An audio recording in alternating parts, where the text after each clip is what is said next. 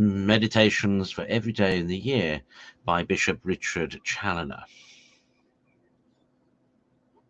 Second Sunday after Easter, on a lively faith.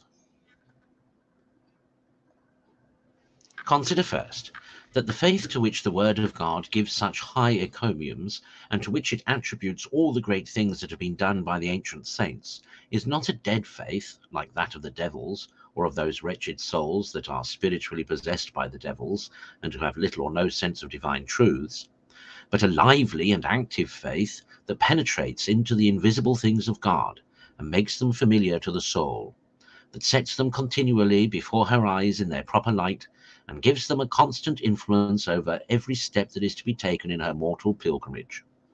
Such a faith as this is the source of all good to the soul. It keeps her in the remembrance and presence of God. It teaches her to watch diligently and to pray fervently. It encourages her to hope and to love. It gives her a horror for sin.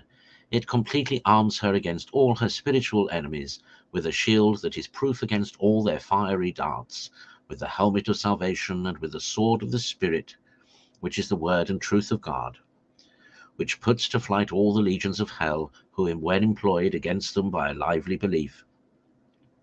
But where this lively faith is wanting, all goes to wreck and to ruin. Lord, do thou increase our faith and make it lively. O grant us this true heavenly wisdom, and all good things will come to us along with her, and she will effectually bring us to thee. Consider secondly, how true it is that the want of a lively faith is the source of all the evils that overrun Christendom. Look into all conditions of Christians and see how sin and Satan everywhere reign, and how few there are, in comparison, that dedicate themselves in good earnest to what should be their only business. And whence comes all this? Do not these men all believe there is a God and an eternity? Do they not all believe that they were made by this God in order to a happy eternity? Do they not believe there is a heaven and a hell, and that living in mortal sin is the broad road to hell?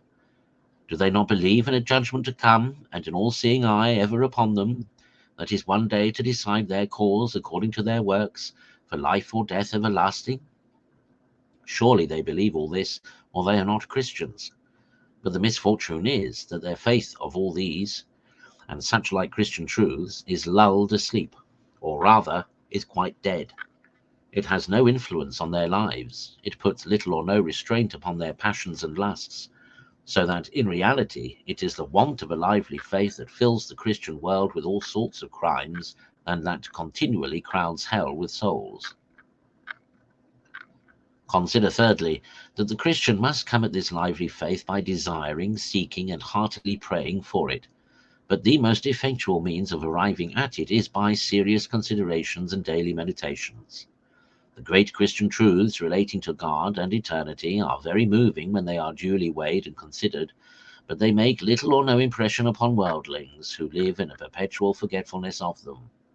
To bring forth a lively faith in the soul, they must take deep root there. But how shall they take deep root if they are not suffered to sink deep into the soul by consideration? Hence the great difference between the good and the bad Christian, the saint and the sinner, is that the one thinks and the other does not think. The one keeps his faith alive by frequently meditating on divine truths. The other's faith is dead, and his whole soul is laid waste with utter desolation, because he seldom or never thinks in his heart. Conclude to labor for the acquiring and maintaining this lively faith by praying well and living well, but more especially by thinking well. For without this, thou wilt have little or no sense of God in thy prayer, and little or no sign of God in thy life.